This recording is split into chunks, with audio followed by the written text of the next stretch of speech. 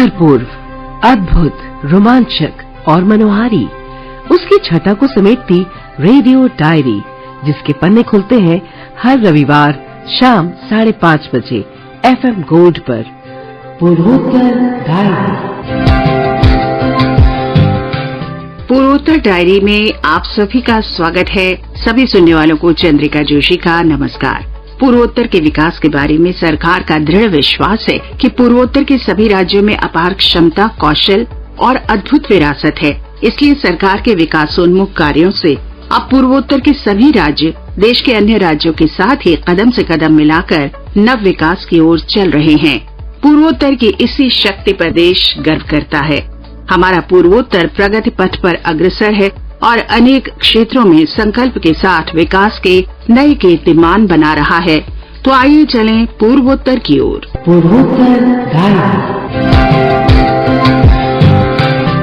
पूर्वोत्तर डायरी की शुरुआत आज हम इसी सप्ताह सरकार की पहल PM विश्वकर्मा योजना से करेंगे, जिसका उद्देश्य देश में कारीगरों और शिल्पकारों को वित्तीय सहायता देना और कौशल विकास प्रदान करना है।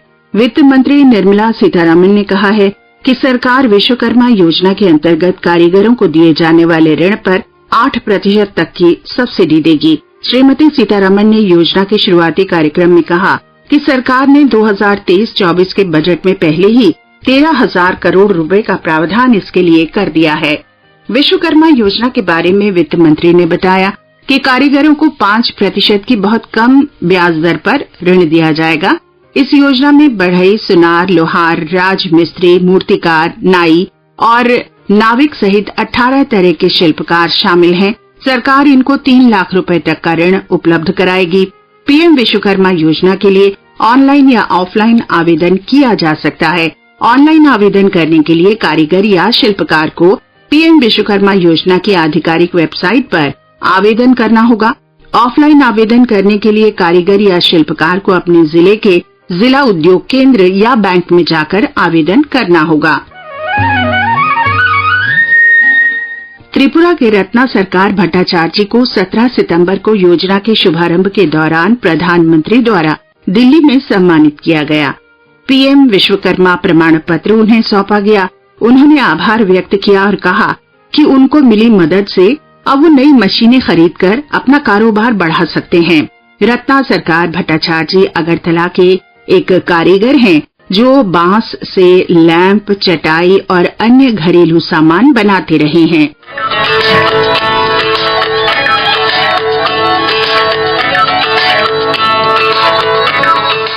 मेघालय की राजधानी शिलांग में PM विश्वकर्मा योजना की केंद्रीय खाद्य प्रसंस्करण उद्योग और जलशक्ति राज्य मंत्री प्रहलाद सिंह पटेल ने शुरुआत की। उन्होंने कहा कि इस योजना से पूर्वोत्तर, विशेषकर मेघालय के बांस के शिल्पकारों और कारीगरों को लाभ पहुंचेगा। उन्होंने कहा कि कारीगरों को प्रौद्योगिकी की मदद से अपने कौशल में सुधार करने का भी अवसर मिलेगा। इस योजना से शिल्पकारों को न केवल भारत में बल्कि दुनिया भर में अपने उत्पाद बेचने में भी मदद मिलेगी।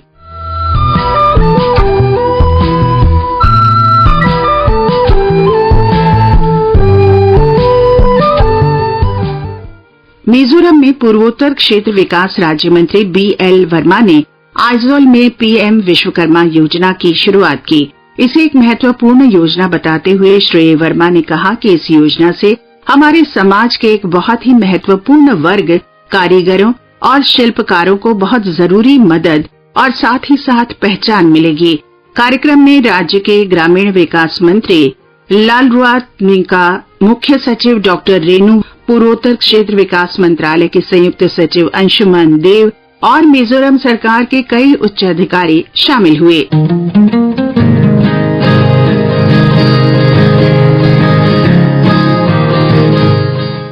मणिपुर भी प्रधानमंत्री विश्वकर्मा योजना के राष्ट्रव्यापी शुभारंभ में शामिल हुआ। राज्य के मुख्यमंत्री N बीरेन्द्र सिंह और गृह राज्य मंत्री नित्यानंद राय कार्यक्रम में उपस्थित थे। इस अवसर पर मुख्यमंत्री ने कहा कि योजना का उद्देश्य केवल शिल्पकारों और कारीगरों को वित्तीय सहायता करना ही नहीं, बल्कि स्थानीय उत्पादों के माध्यम से सदियों पुरानी परंपराओं, संस्कृति और विविध प्रकार की विरासत को संजोए रखना भी है। मुख्यमंत्री ने ये भी कहा कि इस योजना को पूरी तरह से केंद्र सरकार द्वारा वित्त पोषित किया जाएगा और ये हमारे कुशल कारीगरों और हस्तशिल्प कलाकारों को सशक्त बनाने की दिशा में महत्वपूर्ण कदम है। श्री एन बीरेन सिंह ने कहा कि ये योजना सदियों पुरानी संस्कृति को बनाए रखेगी। हमारे इम्फाल संवाददाता जे थोकचोम ने मणिपुर के सीमावर्ती शहर जिरीबाम के बुनकरों में से एक बुनकर से बातचीत की। उन्होंने कहा कि इस योजना से निश्चित रूप से उन कारीगरों को लाभ होगा जो आर्थिक रूप से अक्षम हैं। ये योजना प्रतिभाशाली कारीगरों को अपना कौशल दिखाने और देश की आर्थिक वृद्धि में मदद करने का अवसर प्रदान करेगी। The scheme will surely help those internally displaced people of Manipur who are taking shelter at relief camps. J Thokchong, Akashvani news, Imphal.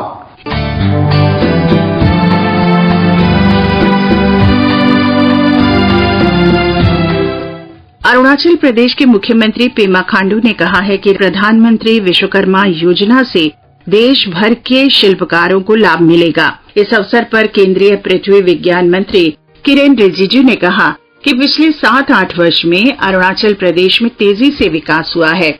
उन्होंने बताया कि अच्छी सड़कें, पानी, बिजली जैसी बुनियादी सुविधाएं राज्य के लगभग सभी नागरिकों तक पहुंची हैं और अब अगले चरण में सरकार आय सृजन, बेहतर स्वास्थ्य और शिक्षा सुविधाओं के माध्यम से उनके जीवन स्तर को बेहतर बनाएगी।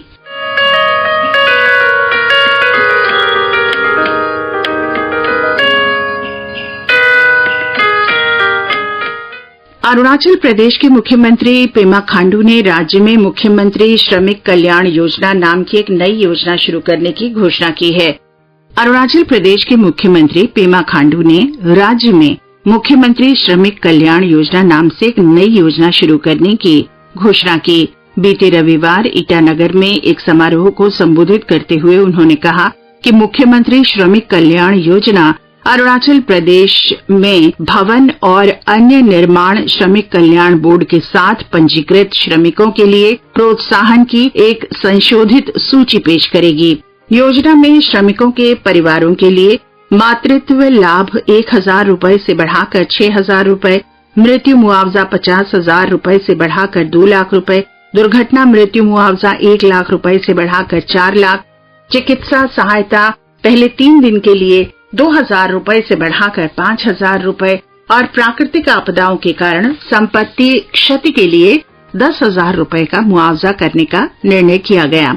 श्रमिकों के बच्चों के बीच खेलों को प्रोत्साहित करने के लिए इस योजना में किसी भी राज्य स्तरीय टूर्नामेंट या प्रतियोगिता में स्वर्ण पदक के लिए 15,000 रूपये, रजत के लिए 10,000 और कांस्य के लिए 8,000 रूपये का नकद प्रोत्साहन दिया जाएगा। राष्ट्रीय स्तर पर उत्कृष्ट प्रदर्शन करने वाले राज्य के बच्चों को स्वर्ण के लिए 30,000 रूपये, रजत के लिए 20,000 रूपये और कांस्य के लिए 15,000 रूपये की धनराशि की योजना प्रदान करने का लक्ष्य रखा गया।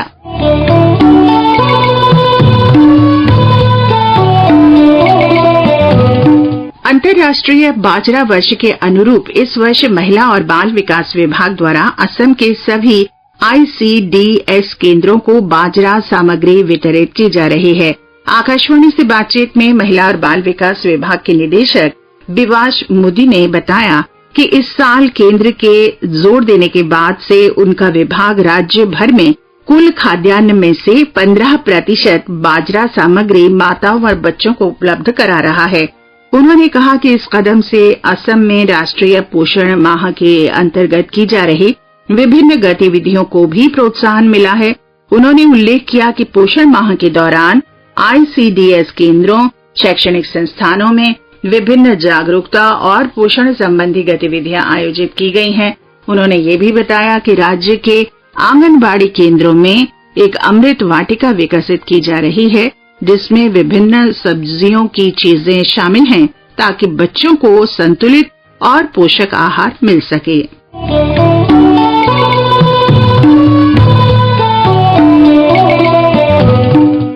इस बीच असम में इस सप्ताह अमृत वृक्ष अभियान पहल के अंतर्गत 1 करोड़ पौधे लगाए गए।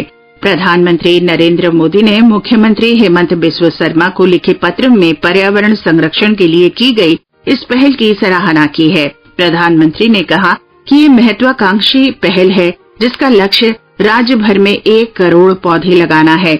श्री मोदी ने कहा कि अमृत वृक्ष आंदोलन जैसी पहल भारत की स्वच्छ, हरित और विकास की प्रतिबद्धता को आगे बढ़ाने में महत्वपूर्ण भूमिका निभाएगी। राज्य सरकार ने वन विभाग से 30 लाख पौधों की व्यवस्था की और अन्य राज्यों से भी पौधे खरीदे गए।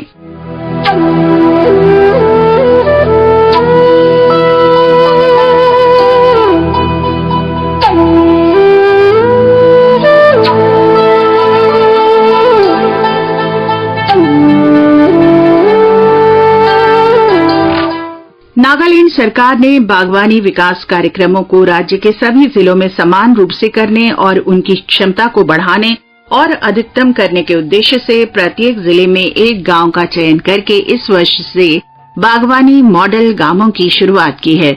राज्य में 2023-24 के लिए अपनी तरह के पहले बागवानी मॉडल गांव बागवानी के एकीकृत विकास मिशन MIDH के तहत बागवानी विभाग द्वारा शुरू की गई एक परियोजना है। नागालैंड सरकार की महिला संसाधन विकास और बागवानी मंत्री श्रीमती सल्होतुओनुओ क्रूज ने 15 सितंबर को कोहिमा जिले के अंतर्गत खोनोमा गांव में आधिकारिक तौर पर बागवानी मॉडल गांव HMV का शुभारंभ किया। नागालैंड के प्रत्येक जिले में से 16 गांवों को बागवानी मॉडल के रूप में पहचाना गया है। गांवों में कीवी, केला, अनानास, ड्रैगन फ्रूट, नागा मिर्च जैसी बागवानी फसलों का उत्पादन बढ़ाने पर जोर दिया जाएगा। नागालैंड में ग्रीन गांव के रूप में जाने जाने वाले खोनुमा गांव से शुरुआत करते हुए 30 हेक्टेयर में कीवी वृक्षारोपण किया जाएगा। महिला संसाधन विकास और बागवानी मंत्री श्रीमती सल्होतुओनुओ क्रूज ने परियोजना पर इस तरह से विचार व्यक्त किए। With a view to achieve the state government's vision to take horticulture development activities in all corners of the state, increase productivity and enhance economic opportunities of our farmers, the Department of Horticulture has conceptualized a concept of Developing Horticulture Model Village HMV under Mission for Integrated Development of Horticulture MIDH in every district for 2023-2024. 16 villages, one in each district, has been identified with an area expansion of 465 hectares with emphasis on increasing production of horticultural crops like kiwi, citrus, banana, pineapple, dragon fruit, naga mircha, etc. HMV has been taken up to strengthen villages for an overall perspective and boost horticulture developmental activities in a holistic manner. Our approach is to develop one village, one crop as a model for self-sufficiency and sustainability, which will support the livelihood of both the rural and urban population of the state. Under HMV, the village community will adopt innovative and modern technology to bring efficiency in horticulture production and enhancing economic opportunities. Under the Mission Integrated Development of Horticulture Program, this is Asunyo from Akashvani News, Kohima. और अब चले त्रिपुरा की ओर। देश भर में मनाए जा रहे गणेश उत्सव की बात करते हैं। बुद्धि के देवता भगवान गणेश का 10 दिन का उत्सव त्रिपुरा में अगरतला सहित कई स्थानों पर धूमधाम से मनाया जा रहा है। हमारे अगरतला संवाददाता कुणाल शिंदे ने अपनी रिपोर्ट में बताया है कि त्रिपुरा, जहां मुख्य रूप से बांग्ला भाषी लोग रहते हैं, सभी बड़े पैमाने पर पिछले कुछ वर्षों से गणेश उत्सव मना रहे हैं। आकर्षक रोशनी और सजावट से सुसज्जित भव्य पंडाल लोगों को आकर्षित कर रहे हैं। सर्वव्यापी भगवान गणेश जी के लिए सुंदर गीत और प्रार्थनाएं तथा पूजा की जा रही है। साथ ही भगवान को अर्पित करने के लिए भक्तों द्वारा तैयार किए जा रहे विभिन्न व्यंजनों की सुगंध भी हवा में महक कर आकर्षित कर रही है। नमो नमो गणपति बप्पा मोरया।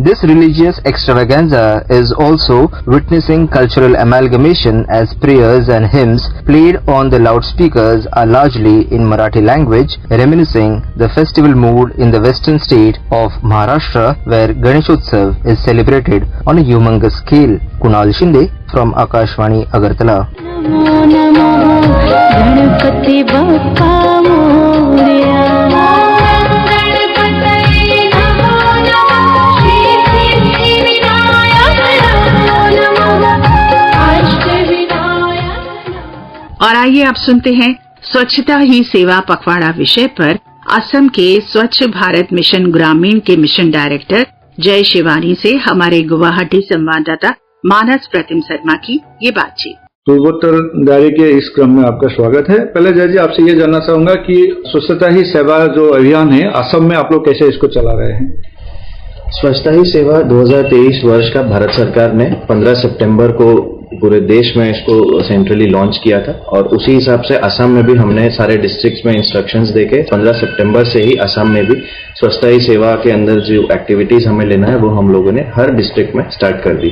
और असम के अंदर जो हमारा सेंट्रल लॉन्च था वो हमारे माननीय मंत्री पीएचई विभाग के जो माननीय मंत्री हैं उनने नलबारी मेडिकल कॉलेज से 17 सितंबर के दिन में प्लांटेशन ड्राइव से स्टार्ट करके क्लीनिनेस ड्राइव से स्टार्ट करके वहां पे एक सेंट्रली इसको हमारे पूरे स्टेट के लिए लॉन्च किया और उसी दिन प्रत्येक डिस्ट्रिक्ट में हमारे एक लॉन्चिंग प्रोग्राम हुआ जिसमें हमने सेरेमोनियली लॉन्च किए प्रोग्राम और हर डिस्ट्रिक्ट में अलग अलग तरह का एक्टिविटीज क्लीनिनेस ड्राइव भी हो या फिर आइकॉनिक प्लेसेस जो है वहां पे क्लीनिनेस करना, स्वच्छता प्लेज लेना, वॉल पेंटिंग करना अवेयरनेस के लिए, स्कूल्स को इन्वॉल्व करना, ये सारा एक्टिविटीज हम लोगों ने उसी दिन लॉन्च किया। और ये जो हमारा प्रोग्राम है वो 2 अक्टूबर तक चलेगा और रेगुलर प्रत्येक दिन इसमें हर डिस्ट्रिक्ट में एक्टिविटीज हो रही हैं और वो एक्टिविटीज को हम लोग रिकॉर्ड भी कर रहे हैं। जो हमने को भारत सरकार ने एक पोर्टल दिया है उसमें फोटोज भी अपलोड हो रहे हैं और उसमें डेली कितना लोग पार्टिसिपेट कर रहे हैं क्लीननेस में और कितना घंटे के लिए क्लीननेस कर रहे हैं। तो जो मैन आवर्स एक कैलकुलेट होता है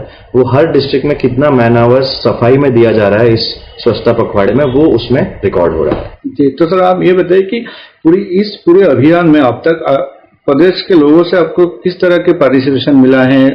गुवाहाटी से हो या गांव शहर से हो, किस तरह से लोग इस मुहिम में जुड़े हुए हैं? पूरे असम प्रदेश के लोग बढ़ चढ़ के इस काम में पार्टिसिपेट कर रहे हैं। स्वच्छता के लिए जो हमने एक अभियान भारत सरकार ने चलाया है उसके अंदर जो ये स्वच्छता ही सेवा पखवाड़ा चल रहा है 15 दिन का, उसमें कम्युनिटी पार्टिसिपेशन ही मेन थीम है और उसमें जो कम्युनिटी पार्टिसिपेशन या वॉलंटरी श्रमदान हो वो हमें बहुत अच्छी मात्रा में हम लोगों को पार्टिसिपेशन देखने को मिल रहा है। इनफैक्ट स्कूल स्टूडेंट्स को अगर हम देखें उनका पार्टिसिपेशन भी हमें बहुत अच्छा से मिल रहा है। एक एग्जांपल अगर हम देखें तो नौगांव डिस्ट्रिक्ट में एक स्कूल है जहां पे कुछ बच्चे हैं, स्कूल के बच्चे हैं, उन्होंने अपने आप को ग्रीन पुलिस के हिसाब से डिक्लेयर किया और वो सबको जाके बोल रहे हैं कि आप सफाई करिए, यहाँ पे कचरा मत फेंकिए। तो उस तरीके से हमको बढ़ चढ़ के लोगों का पार्टिसिपेशन मिल रहा है और हमने बहुत सारे कॉम्पिटिशंस भी डिस्ट्रिक्ट्स को रखने बोला है जिसमें पार्टिसिपेशन पब्लिक का हो एंड हम उसमें पब्लिक को जो भी उसमें अच्छा परफॉर्म करेंगे, पोस्टर मेकिंग हो चाहे वॉल पेंटिंग हो, वो कॉम्पिटिशन में जो अच्छा परफॉर्म करेंगे उनको हम अवार्ड भी करेंगे 2 अक्टूबर के दिन। तो ऐसे हमको पब्लिक पार्टिसिपेशन बहुत अच्छे से मिल रहा है और अभी तक ऑलरेडी हमारा अगर हम डेटा जो मैं आप बोल रहा था वो देखें तो ऑलरेडी 30,000 से ज्यादा लोगों ने एक्टिविटीज में पार्टिसिपेट ले लिया है इन पिछले 2-3 दिन में और आगे हम लोग कोशिश कर रहे हैं कि इसको हर दिन हम लोग मिनिमम 1 लाख लोगों का पार्टिसिपेशन करें। जी, अगर हम शहर की बात करें तो ये गुवाहाटी की अगर हम लोग उदाहरण के तौर पर ले, क्योंकि जिसको गुवाहाटी को पूरे नॉर्थ ईस्ट का एक गेटवे नॉर्थ ईस्ट माना जाता है और हर तरह के लोग यहाँ पे आते हैं। तो सफाई मतलब बरकरार रखने के लिए, स्वच्छता को मेंटेन करने के लिए गुवाहाटी में क्या क्या आप लोग को चैलेंजेस आते हैं? गुवाहाटी वैसे तो स्वच्छ भारत मिशन अर्बन में गुवाहाटी पड़ता है तो स्वच्छ भारत, लेकिन जो स्वच्छता ही सेवा स्पेशल एक इनिशिएटिव चल रहा है उसमें स्वच्छ भारत मिशन और अर्बन और स्वच्छ भारत मिशन ग्रामीण दोनों ही मिलके कन्वर्जेंस करके सारी एक्टिविटीज कर रहे हैं। तो हम गुवाहाटी अर्बन काउंटर पार्ट के साथ भी कन्वर्ज करके बहुत सारा एक्टिविटीज ले रहे हैं। उसी तरह से हमने 2 अक्टूबर के दिन में भी प्लान किया है कि हम कोई एक रिवर घाट सिलेक्ट करके हम वहां पे क्लीनिंग करेंगे। लॉन्ग टर्म में अगर हम देखें, लंबे कार्यकाल में अगर हम देखें गुवाहाटी को कंटिन्यूसली क्लीन कैसे रखा जाए उसके लिए अगर हम देखें तो सबसे ज्यादा जरूरी है कि जितना भी कचरा डेली निकल रहा है, घरों से हो चाहे मार्केट से हो, दुकानों से हो, वो सारा कचरा पहली बात तो घर घर से कलेक्शन होना जरूरी है। उसके लिए door to door collection Guwahati municipal corporation regularly कर ही रहा है। और बट उससे ज्यादा जरूरी है कि अगर वो सोर्स पे ही अगर सेग्रीगेट हो जाए, गीला कचरा अलग और सूखा कचरा अलग हो जाए, जो भारत सरकार का प्रयास है बहुत टाइम से, जब से स्वच्छ भारत मिशन चल रहा है कि नीला डस्टबिन एक और हरा डस्टबिन एक रखना है, एक में गीला कचरा डालना है और सूखा कचरा नीले डस्टबिन में डालना है, तो वो अगर सोर्स पे ही हो जाए, सबके घर में वो प्रैक्टिस अगर फॉलो हो, तो बाद में वेस्ट कचरे का जो प्रोसेसिंग होता है उसको बायोडिग्रेडेबल वाले को कंपोस्ट बनाना या फिर प्लास्टिक वेस्ट या कोई नॉन बायोडिग्रेडेबल वेस्ट है उसको रीयूज करना, रिसाइकिल करना, वो सारा जो प्रोसेसिंग का जो पूरा सिस्टम है उसको अगर 100% हमको सक्सेसफुल करना है, तो सोर्स सेग्रीगेशन अगर हो जाए, देन हम लोग देखेंगे कि धीरे धीरे गुवाहाटी का जो क्लीननेस का स्तर है वो काफी ऊपर चला जाएगा। और इसमें सबसे ज्यादा जरूरी गुवाहाटी म्युनिसिपल कॉर्पोरेशन तो अपना काम कर ही रहा है, बट सबसे ज्यादा जरूरी लोगों का कंट्रीब्यूशन इसमें होगा। वो जितना होगा, लोगों में अवेयरनेस जितना होगा, लोग अपना खुद का वेस्ट जनरेशन पे नजर रखेंगे और उसको कैसे कहाँ डिस्पोज करना है उस पर अगर नजर रखेंगे, सरकार का जो सजेशंस है, इंस्ट्रक्शंस है उसको फॉलो करेंगे, तो आप देखेंगे कि गुवाहाटी का लेवल भी हम भारत के सबसे साफ सुथरे शहरों में एक होगा और हम इंदौर और भोपाल जैसे शहरों को भी टक्कर दे पाएंगे। जैसे आपने अभी बिल्कुल सही कहा कि ये एक लोगों का काम नहीं है, वैसे ही एक विभाग का भी काम नहीं है। जैसे आप यहाँ के PNAD के भी प्रमुख है, एक आप डिपार्टमेंट को लीड कर रहे हैं, तो कौन कौन से विभाग है जो इस मुहिम में आपके साथ है? जो स्वच्छता ही सेवा हमारा पखवाड़ा चल रहा है 15 दिन का, 15 सितंबर से स्टार्ट होके 2 अक्टूबर तक, 15 दिन से थोड़ा ज्यादा ही है। वो ये है जो हमारा इनिशिएटिव चल रहा है भारत सरकार के इंस्ट्रक्शंस में, तो इसमें हमने कोशिश किया है कि जितने ज्यादा डिपार्टमेंट्स के साथ हम कन्वर्ज करके काम कर पाए, तो उसी हिसाब से हम आने वाले 29 सितंबर को जो फ्राइडे का दिन है उसमें हम स्वच्छ भारत मिशन अर्बन, स्वच्छ भारत मिशन ग्रामीण और सर्व शिक्षा अभियान जो हमारा एजुकेशन डिपार्टमेंट, उनके साथ मिलके हम लोग असम के सारे स्कूलों में एक कॉमन एक्टिविटी ले रहे हैं, जिसमें सारे बच्चे जितने भी हैं, जितने भी स्कूलों में असम में, वो लोग स्वच्छता प्लेज एक लेंगे, साथ में अपना स्कूल का कैंपस और आसपास का क्लीननेस ड्राइव एक करेंगे, एंड देन साथ में वो वहां पे डिस्कशन करेंगे कि कैसे अपने गांव को, अपने घर को साफ रखा जाए, सो दैट रेगुलर ये एक्टिविटी कंटिन्यू हो, ना कि ये एक 15 दिन का एक इनिशिएटिव बन के रह जाए, बट ये स्वच्छता जो है ये एक आदत में आए लोगों की, और बच्चों के थ्रू जब वो चीज जाएगी तो घर में भी ज्यादा इम्पैक्ट होगा, उनके पेरेंट्स जो है, उनके गार्जियंस जो है, उनमें ज्यादा इम्पैक्ट होगा, और हर एक गांव में, हर एक घर में वो एक मैसेज चला जाएगा कि हमें ये स्वच्छता अपने आदत में लाना है, अपनी जीवन शैली में लाना है। और आखिर में आप स्वच्छता को, जैसे आपने कहा कि हम लोग के जीवन का एक अंग बनाना है, कि ये 24/7 हर दिन हम लोग जो भी वो व्यक्ति हो, स्कूल के बच्चे हों, इसको पालन करें, तो वो बात अपने जहन में लाने के लिए हमेशा, या ये जीवन का एक अंग बनाने के लिए इस मुहिम को आप कैसे आगे बढ़ाएंगे? जैसे कि हमने स्वच्छ भारत मिशन में हम लोग ODF हम लोग ने डिक्लेयर किया था, अभी हम लोगों का भारत सरकार के फेज 2 स्वच्छ भारत मिशन का चल रहा है, उसमें ODF प्लस सारे विलेज को, सारे जितने भी गांव हैं उनको ODF प्लस डिक्लेयर करने की मुहिम एक चल रही है। उसमें जितने भी गांव हैं सब में मटेरियल कलेक्शन फैसिलिटी, जो वेस्ट कलेक्शन हर एक वार्ड में, असम में अगर हम देखें तो हर GP में 10 वार्ड है, तो हर एक वार्ड में 10 मटेरियल कलेक्शन फैसिलिटी, उसमें 9 मिनी मटेरियल कलेक्शन फैसिलिटी होगा और एक सेंट्रल मटेरियल कलेक्शन फैसिलिटी होगा। तो ये जो घर घर से जाके SHG की महिला हो चाहे कोई NGO हो, हम इनको एंगेज करेंगे, वो एंगेज करके घर घर से डेली का कचरा कलेक्शन जो होता है वो उसके लिए हम लोगों ने स्वच्छ भारत मिशन के तहत सभी GP को ट्राईसाइकिल प्रोवाइड किया है, जहां पे जरूरत है वहां बड़ा वैन प्रोवाइड किया है, तो वो जिससे कचरा का कलेक्शन हो, डेली घर घर से जाके कचरा कलेक्शन होके इस मटेरियल कलेक्शन फैसिलिटी में आए, एंड देन यहाँ से मटेरियल कलेक्शन फैसिलिटी से जो डिग्रेडेबल है वो वहीं पे पीछे कंपोस्ट पिट बना के कंपोस्टिंग हो जाए, और जो प्लास्टिक वेस्ट है जो डिग्रेड नहीं हो सकता है उसके लिए हर आंचलिक लेवल में, हर ब्लॉक लेवल में एक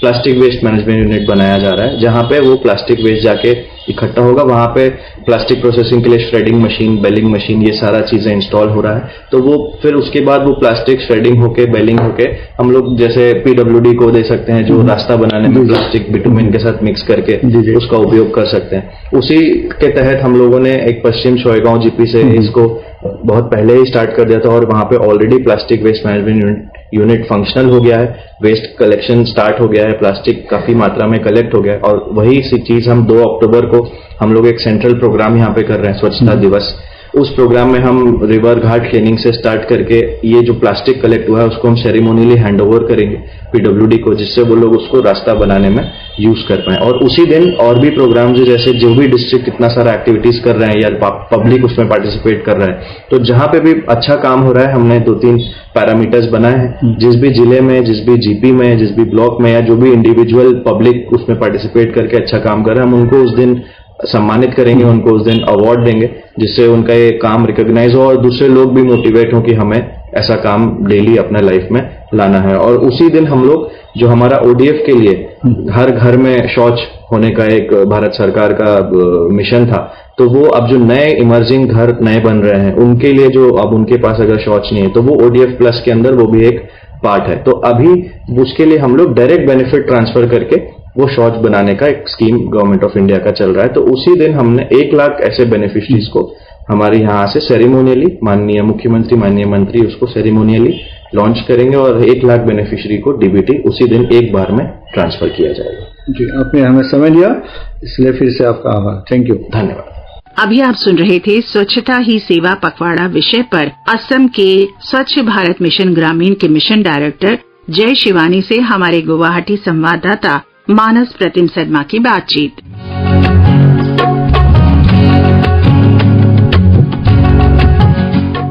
और अब आपसे अनुमति लेने का समय आ पहुंचा है। कार्यक्रम आपको कैसा लगता है हमें अवश्य बताएं। हमारा ईमेल पता है airnsdtalks@gmail.com।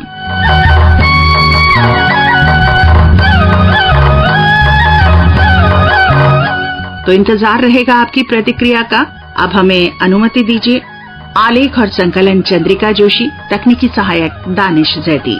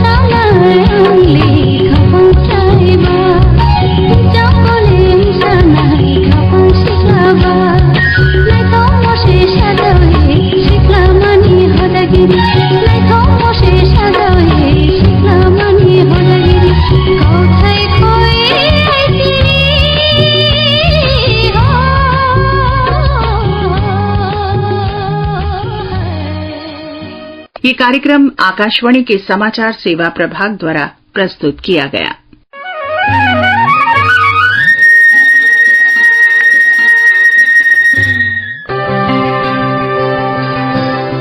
उत्तर पूर्व, अद्भुत, रोमांचक और मनोहारी, उसकी छटा को समेटती रेडियो डायरी, जिसके पन्ने खुलते हैं हर रविवार शाम 5:30